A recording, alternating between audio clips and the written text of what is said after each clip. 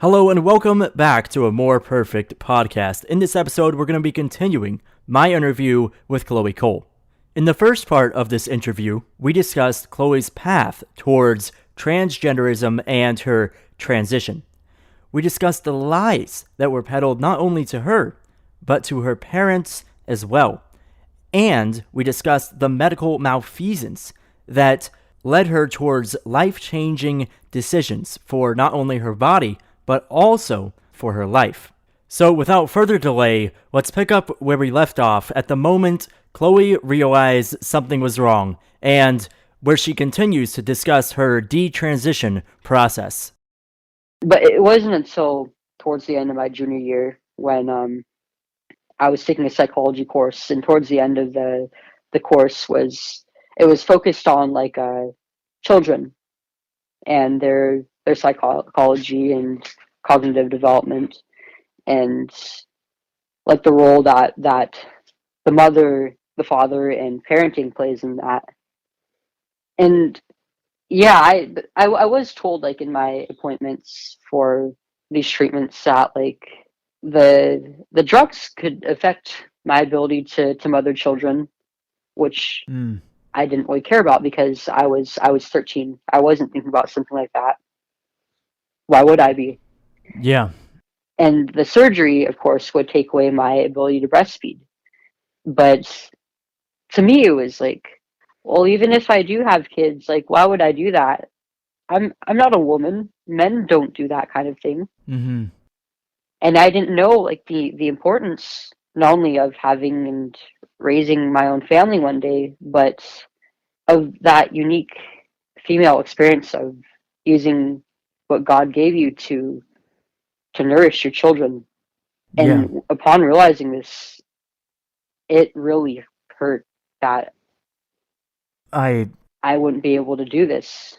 I didn't understand how important that really was. I didn't have this information. I wasn't thinking about having kids yet.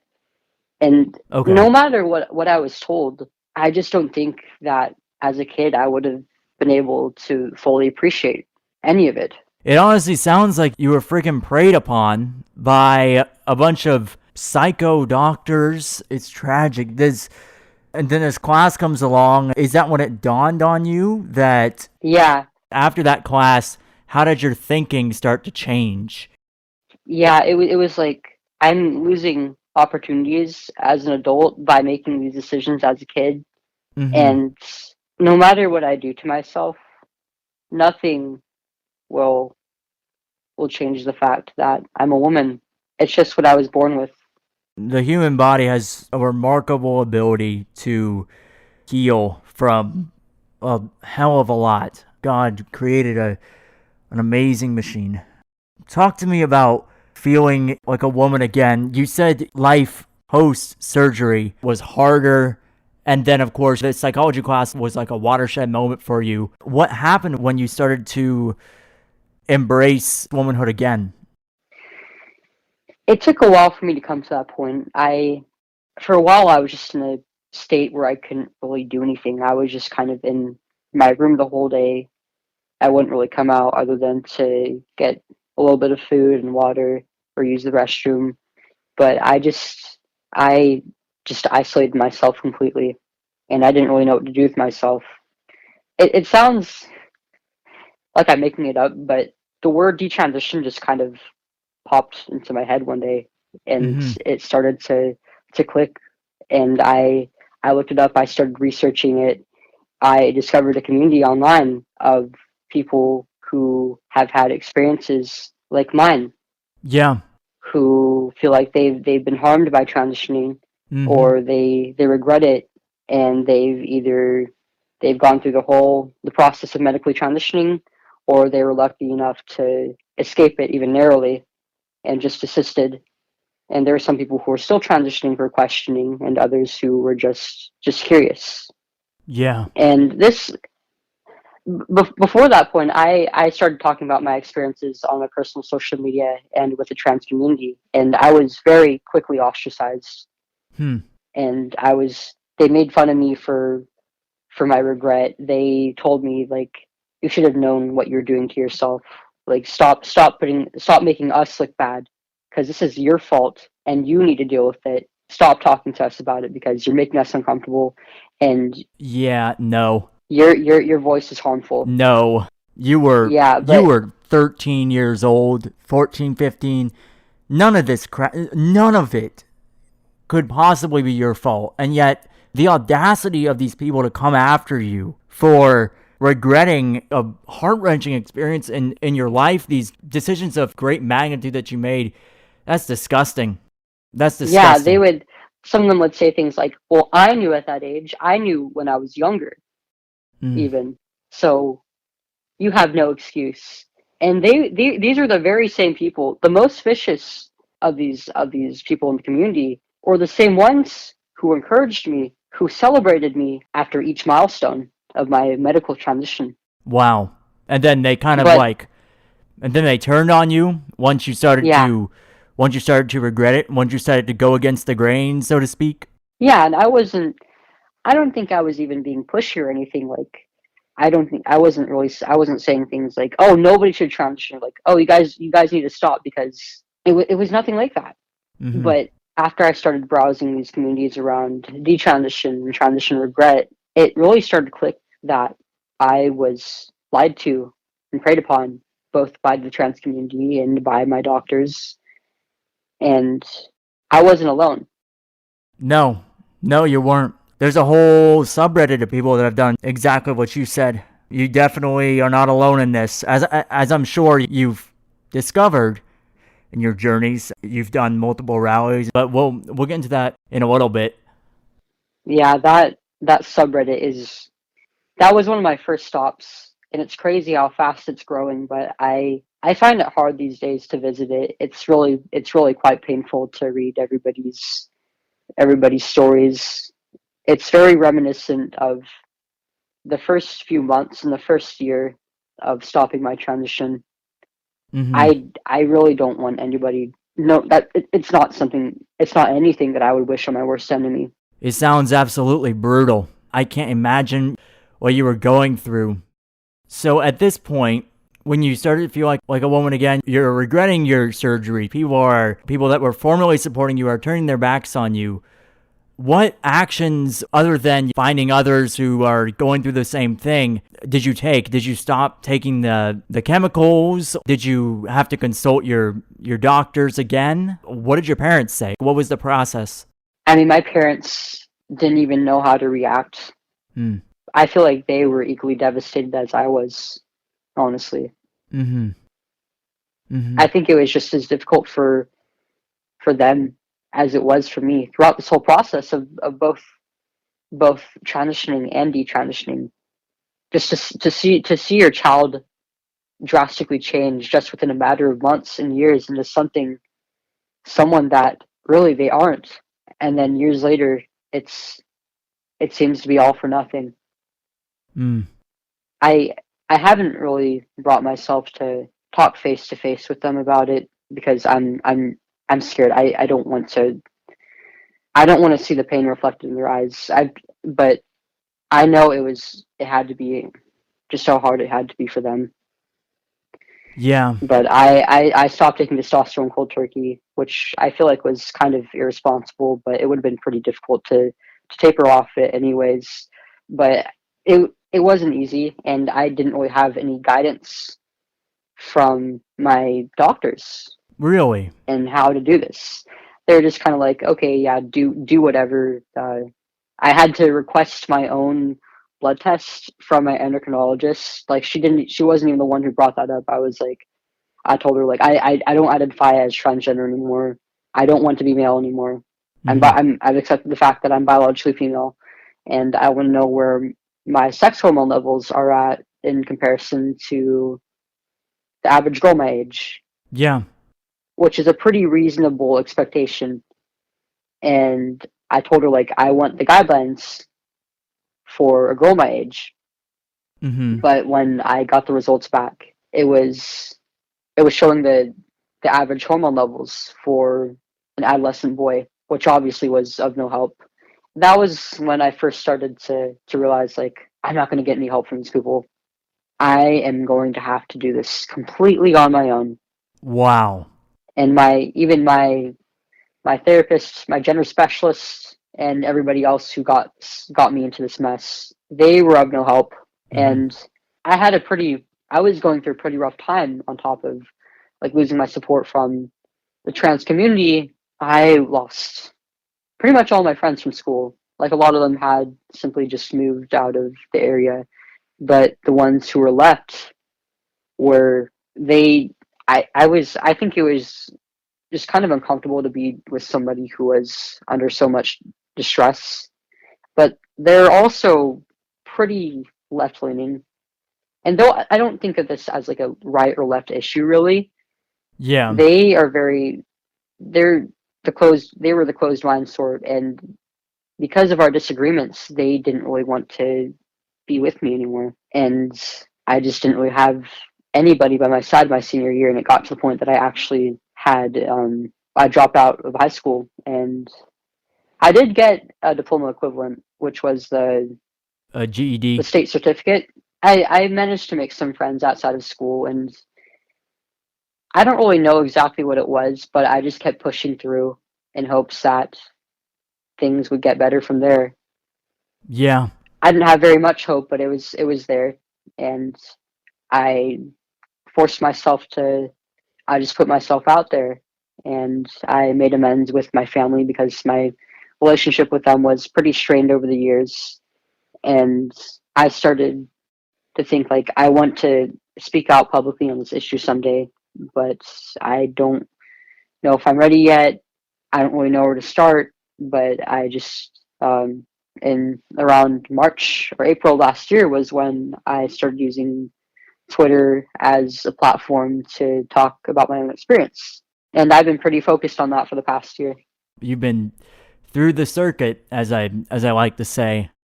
Yeah, I can't say I expected it to be this in depth, but I thought for a while it was just going to be me making online content. And yeah, it just started with like a few tweets and just using Twitter and getting into a few debates and discussions. And then all of a sudden I had reporters reaching out to me. Oh wow. And then that was when my story really started to get out there. And one day I had like a nonprofit by the name of Partners for Ethical Care. I was 17 at the time, and like they knew like it was a lot to ask of a kid, and I hadn't really been to away from my parents for that long or so far away, but they were like, would you be willing to speak on this legislation out of state? Like we'll fly you out, we'll pay for everything, and we'll keep you safe. And Oh wow. yeah, it was nothing like I'd ever really done before. I was such a shy kid in school. Like I hated doing like group projects and presentations. Yeah. I didn't know how I was going to take on this, but I did, and I actually quite enjoyed doing it. Yeah. Yeah. And you're really freaking good at it too. Thank you. If I do say so myself. You're very well spoken. This is just awesome to see how you, despite all of this, despite having to go at it pretty much on your own with a bunch of lackadaisical medical professionals, is again generous. And then all the things that you've been through, just to have the courage to do this, I really commend you. Your courage. I'm sure you get that a lot, but I just wanted to say that. Um, Thank you so much. so now let's get into some other questions. Oh yeah, of course. So going back a little bit, you said you were always a little bit of a tomboy. You hanged out with the boys. Where did you first learn about gender theory? Was it in school or was it via Instagram? What happened there? Yeah, so in the past 3 years, we've been hearing a lot about how this has been making its way into schools. Mhm. Discussion of sexuality and gender identity to children as young as 6. But this is something that I actually didn't know about for a while. I was completely shocked to learn about this and how it's even making its way into some of the most red states. Because I mean, I live in California. Granted, it is a slightly more conservative area of California, but I never heard about any of this in schools. Like I'm 18 now, and I graduated just last year, and I never saw anything about this in the classroom. It for me, it really came from social media, Mm-hmm. and the platform that I mainly used was Instagram, which is pretty visually oriented, Yeah. Yeah. I mean, and I think that was a big part of it. Like mm-hmm. I got my first phone when I was 11, and I started using Instagram because that's what all the other kids my age were doing. Like they were on social media. They had accounts on stuff like Instagram, Snapchat, Kick.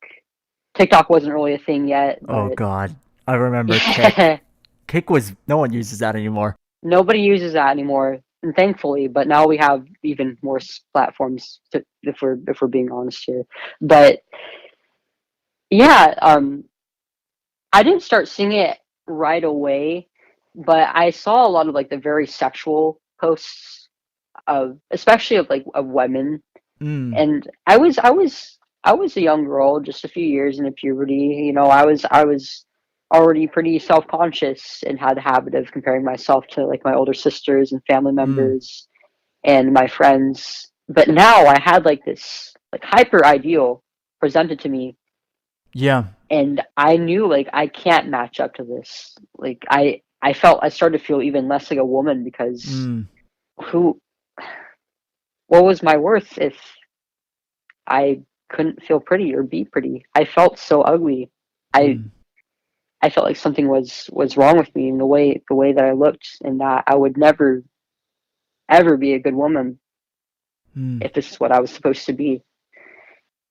And this is when, through social media, this is where you started to learn about this, comparing yourself. This is where you started to learn about gender identity? Yeah, yeah. Okay. So the segue into that is kind of weird in that like it was for me it really started with like fandoms like around video games and like anime and cartoons and comics that I liked as a kid. They're in those communities. There's weirdly enough, there's like this huge overlap between members of those communities and identifying as LGBT, Like in like especially fan like fictions and stuff like that?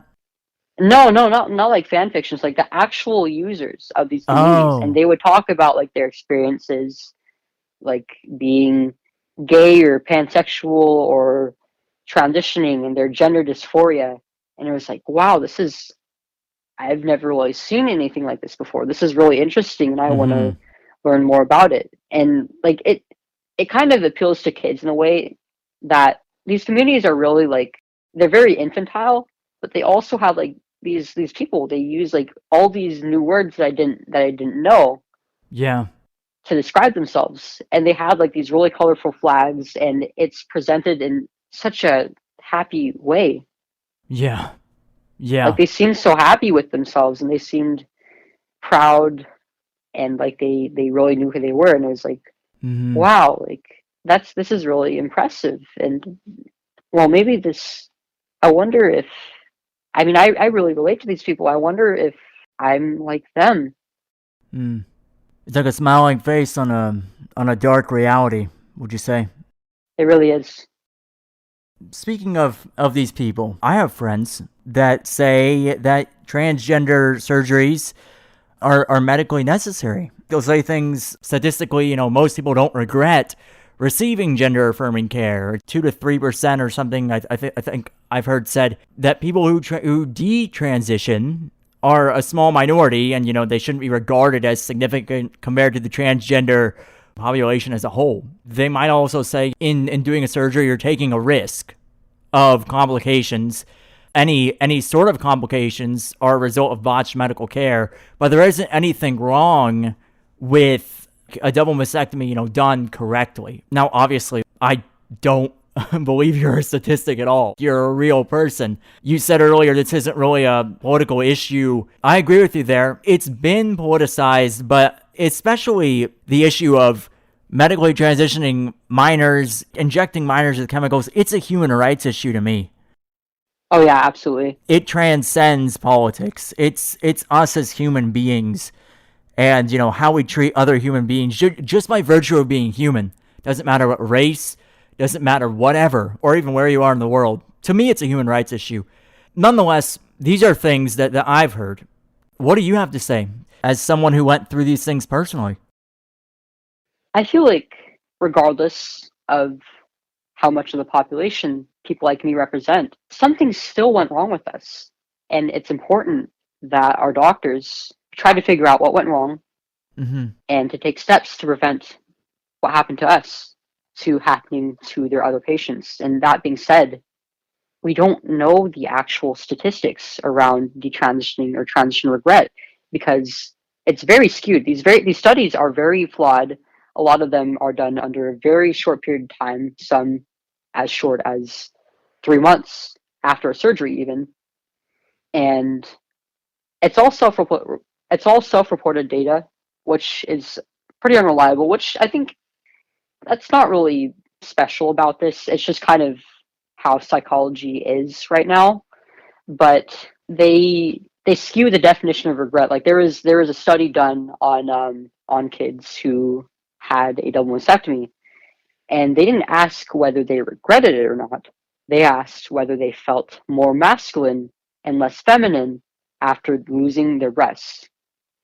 And what kind of a question is that? what kind? What? Yeah, there's also a lot of loss of follow up in these studies. A lot of patients drop out, so we don't know how many of these people they don't report to their doctors if they regret their surgery because it's hard to. Yeah. It's hard to go back to the same people that harmed you in this way. There is a lot of trauma there. It's a lot to expect of somebody who has been failed in this way. And they're also just not including patients in some of these studies. Like my healthcare provider actually recently released a study on the regret rates in minor females who undergo double mastectomies. And they included about 200 or so kids. And I filled all the criteria, and I know several other kids who did, but they were just not included in the study. It said that only 2 out of those several hundred kids regretted their mastectomies. My common sense would say that's not accurate. And even if it was accurate at the time, as you said, there's rarely any follow-ups, and you yourself felt good after taking the testosterone for a while, but then sometime later you started to regret it. So it's Right. like if you do it over that short of a period, you're gonna get a inaccurate picture. If you're trying to get an accurate picture at all, which personally I kind of doubt it, would you say that some of these studies, some of these people are just out to put papers behind their ideological agenda? Right. You'll hear like you said, one argument is that any surgery, any life-changing decision is a risk that you'll be taking. And that you should, but the problem is kids can't really appreciate the risks of making lifelong decisions. And even the adults, many of these adults, they have various comorbid conditions that they're either not screened for, or even if they are, they make it through the system, and many of them in this are in this delusional mindset, and they're being allowed to make these decisions that they can't really appreciate. Yeah. And on top of that, they're being told by a whole community and even by the doctors, like, this is going to greatly benefit you. Like, this will save your life.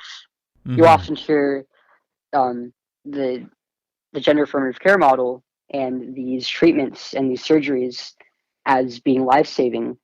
But these doctors are treating their patients who have a psychiatric illness with physical interventions.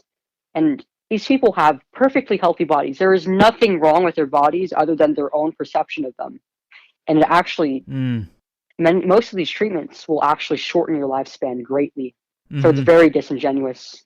I think it's very ideologically driven. And on top of that, it's a huge moneymaker. Like a lot of these activists get grants for promoting this ideology. Mm. And even the treatments themselves are very profitable, especially with surgeries.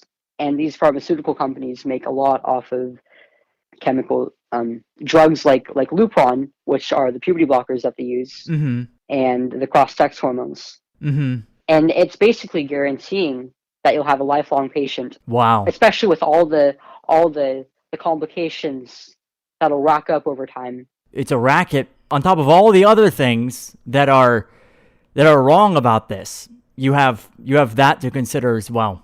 Why do you think transgender activists are some of the most preachy people spreading this tolerance and positivity, and then they're presented with any sort of challenge to their ideas, like your regret after transitioning, they just become some of the most vicious? Like, why do you think that is? Like I said, it's very ideologically driven, Mm-hmm. and this isn't the healthiest subset of the population. They have a lot of mental health comorbidities that are being completely brushed aside, Yeah. or even they're a lot. One thing I've noticed in the trans community is that they'll even enable each other's unhealthy, toxic behaviors as Really? something completely normal and to be proud of.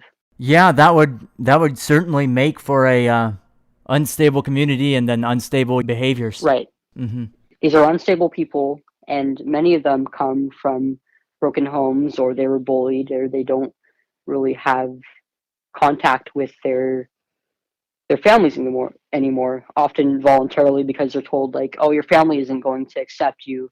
You need to cut them off because they're transphobic, and they're not going to be good company for you if they don't affirm your gender. Like, we are your real family. And Mm. they think like, these activists genuinely think that they are doing good in spreading this ideology and encouraging other people to transition. Yeah. They think of it as they think of themselves as one big family, one big community, and that this treatment is the treatment for gender dysphoria, Mm-hmm.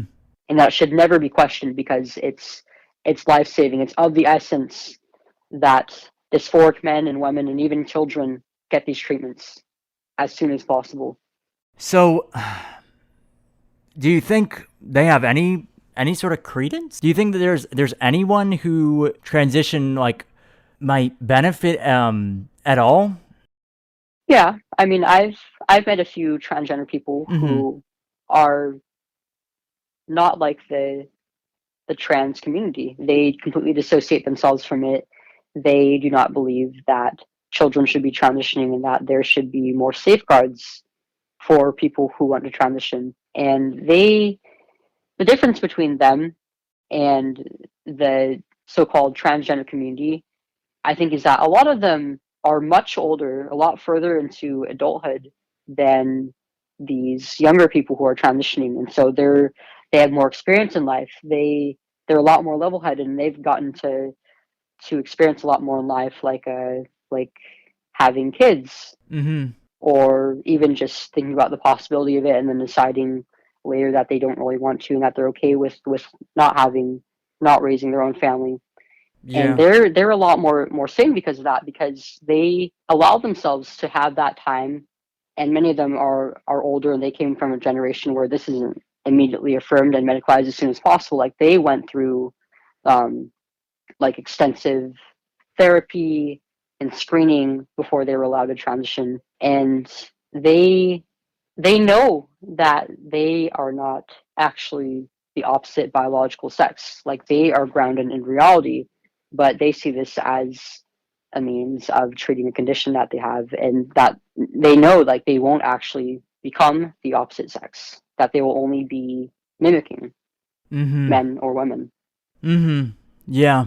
I And I think have. that's a really important part of it. That's Yeah. just knowing, staying grounded in reality, I think, is what distinguishes between, well, it's one of many factors that will determine whether somebody will happily transition or not.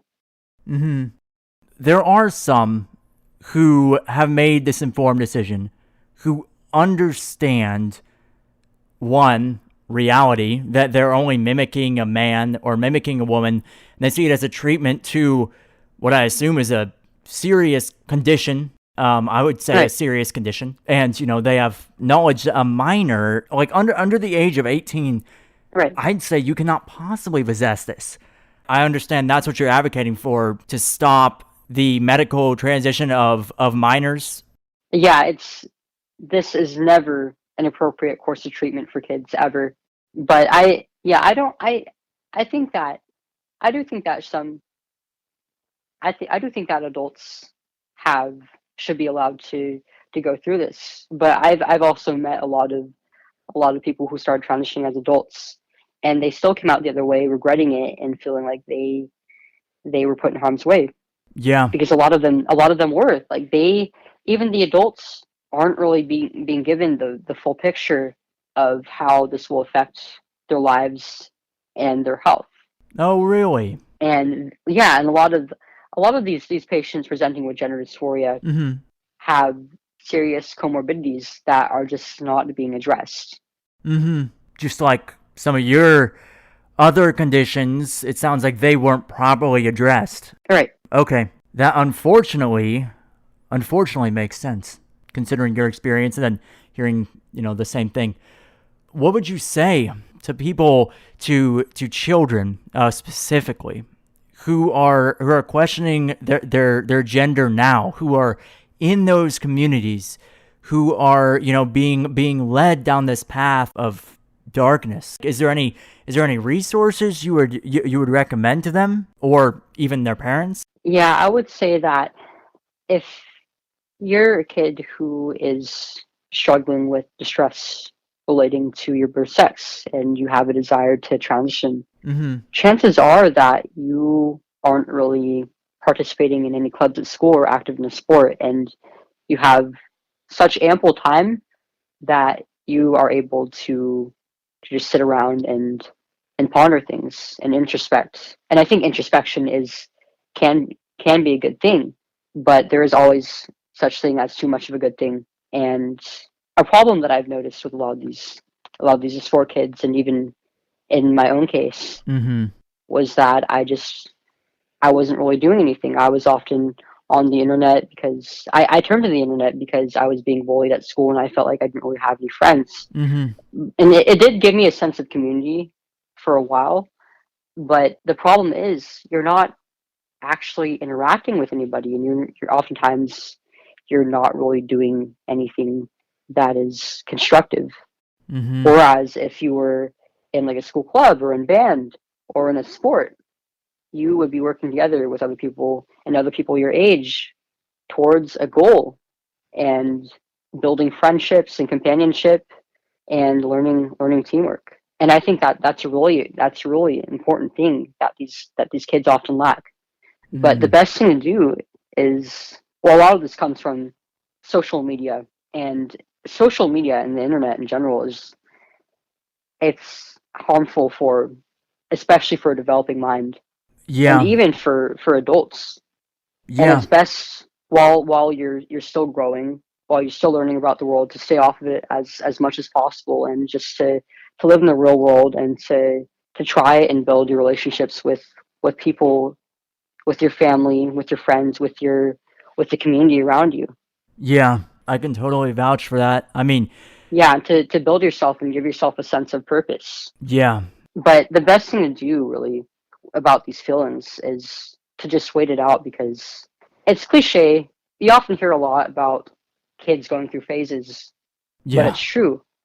The statistics reflect this. Most children who have gender dysphoria naturally outgrow it by the time that they are done through puberty. Mm-hmm. Puberty really seems to be the cure for these feelings. Mm. And just waiting it out until you're an adult, and that doesn't necessarily mean until you're 18. Mm-hmm. Sometimes it can be much later, but just giving yourself time to grow and be in your own element without any sort of intervention is I think in most cases it is the cure to this. Yeah. You'll Just, often find as you get older that you don't feel the same way about a lot of things that you used to, and maybe that these desires came from a place of pain, of trauma, or other issues that either weren't being treated, that you had, even that you didn't know that you had. I remember hearing, Jordan Peterson say that. I'd say he's right about these things. I'd say you're right about these things. Just wait it out. Is there any, and it's okay if you don't know, any resources you'd recommend to the parents, or you'd recommend the kids like check out when they're considering this, other than like waiting it out? Anything that you wish you'd seen back then that you know about now? Yeah, we live in a very strange age Yeah. where you might have to go against the advice of your own doctors or therapists to find the real answers, Mm-hmm. or to just to do your own research, and to get an idea of what really you might need, or what might be helpful. But a resource that I usually refer people to for that is GenSpect. They have a lot of information on transitioning and detransitioning, but I think it's important not to make it just completely clinical, Mm-hmm. if that makes sense. Like, I feel like a lot of this is the product of over clinicalizing, if that's a I I think that's a word. Everything It is now. from mental from mental health issues to this. I really think that gender is far from the most important thing about somebody. We put so much focus on these arbitrary features that we have, that we're born with, that we don't choose, things like our sex, our race, even the way we look. And I feel like it's made a lot of society in the past few years a lot less. We're not focused on the important things anymore. We're not. Look, I'm the same generation as you. We both grew up with the internet, subreddit, and all that stuff is just it's native to us. And a lot of other generations didn't have these things. It's simply like technology just wasn't evolved that much. Right. We're kind of like in the same boat here as far as we're the guinea pigs. It's a new thing. All of it is. All of it's new. And, these things are they're horrific. It's up to courageous people like yourself and others to speak up when something's going drastically wrong like this, and to speak out to inform others, and then, hopefully to prevent others from going down this same path. Right. That gigantic shift leads me to my final questions here. Is it because of the internet? Is it because of something else? Why do you think transgenderism is so prevalent today? I mean, I was watching your Jordan Peterson interview. There's two competing hypotheses. There's one that says, oh, everybody's a lot less transphobic now. You had this heteronormativity, man and woman being normal, that kind of order. And then now that thing is lifted, maybe with the sexual revolution, I don't know, I'm not an expert. No, it absolutely is. Because these things are not stigmatized anymore, or as stigmatized, you see a lot of people coming out now as transgender, or as, gender nonconforming, or gay, or homosexual, or whatever. And then you have, the other side that says, oh, this is a product of the internet. Jordan Peterson called it a psychogenic epidemic.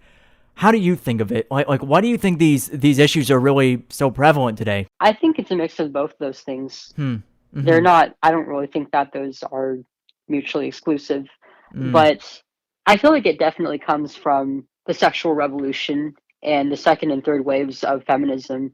We've we've gone so far into progressivism. I think that the traditional roles of men and women, and especially of the mother, the father, the family, and even children, have become so undervalued. Mm. Mm-hmm. And I think that people have should be able to express themselves as they please, but nobody is really upholding these values anymore, and we have so many broken families now. Mm-hmm. Mm-hmm. Many kids grow up with one or either one of their parents not being in the picture, a lot of it comes from having a missing or unhealthy father figure. Yeah. And oftentimes their mother is both parents, even when both parents are in the picture, they both have to work to keep food on the table. And so their mother isn't really at home to teach them, to play with them, to just take care of and nurture them anymore. These broken families, I've heard that it's a reason for crime and stuff like that, and I'm sure it has like a great deal to do with this. I think you're absolutely right about this. Yeah, and even in people, on the other hand, there's a lot of people who are actually just gender nonconforming or homosexual fall into this trap because we've put so much focus on gender and gender roles, and a lot of them grow up having been bullied for being gay or for not really acting as a stereotypical boy and girl, and they really start to develop a complex over this, thinking, well, maybe if I was just a boy or a girl, then I would be happier. Even Mm-hmm. I am a boy, I am a girl, and I that's what's wrong. That's what's wrong with me. Yeah. I wasn't born in the right body. Yeah. Do you think religion has anything to do with this at all, or do you think it's just the lives that these people and the homes that these people grew up in? Oh yeah, um, I think a lot of these people consider themselves to be atheists or at the very least agnostic, but they're desperately searching for something to believe in, and they don't have a set of beliefs to go by, and they want some control, but they can't find it. So they try to become their own god. They try to play God and govern their own bodies in ways that go against God's design. Wow. Well, you took the words out of my mouth.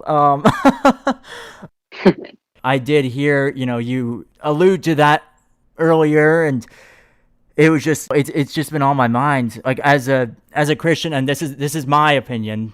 I've always thought to myself, this whole transgender surgeries and transitioning yourself is really what you just said, an attempt by man to recreate man in their own image. Right. God created us in his image, and then we are trying to recreate a man out of a woman, or a woman out of a man, and it's just another form of And sometimes something in between, but that yeah. doesn't exist. A lot of the times it goes wrong, if it can ever go right. I don't think it really can. I don't think it can either. We're going against the design of the human body Mm-hmm. and doing something trying to replicate something that just can't be replicated. Mm-hmm. And these surgeries, these treatments are not well researched. They're very primitive. Mm-hmm. So even if you do find that it makes you happier, it is going to hurt you in some way. This is one of the most pressing human rights issues of our time, and I'd say at the root of it is probably a spiritual battle. I mean, it's probably a lot deeper than, as you said, it's not just a clinical issue.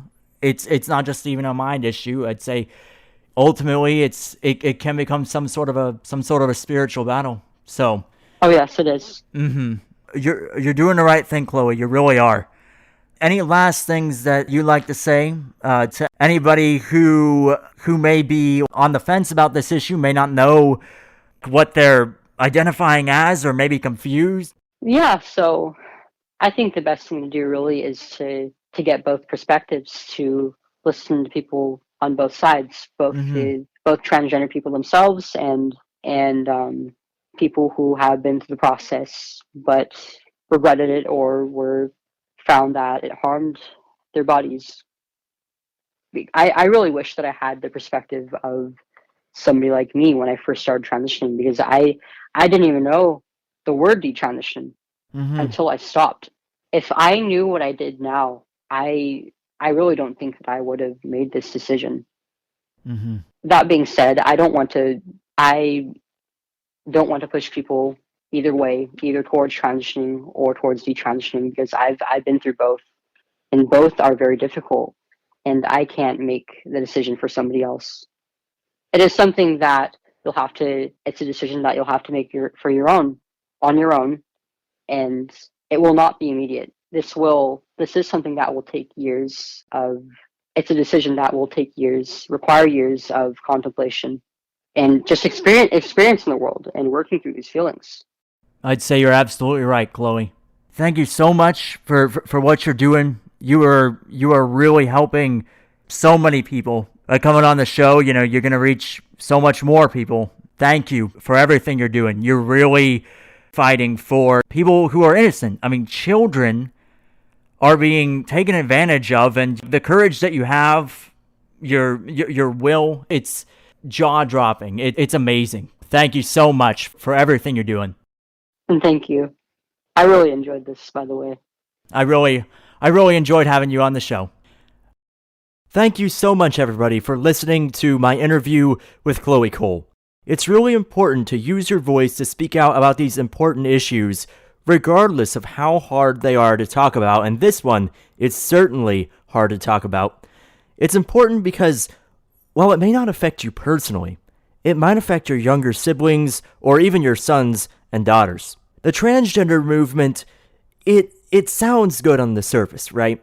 It uses flowery language, and some people really do have gender dysphoria, and they need psychological treatment, they need help. But, as this podcast hopefully demonstrates, there's a dark underbelly, a sinister side, if you will, to this movement, and we need to prevent more people from being victimized like Chloe was by these ideologically possessed doctors. So, the best thing that we can do to prevent this tragedy from happening again is to spread the message. So I encourage all of you to spread this podcast, post it on your social media, send it to your friends and family, etc. I will also be linking Chloe's Instagram and Twitter down below in the podcast description if you want to check those out as well. As always, everybody, thanks for listening and have a more perfect day.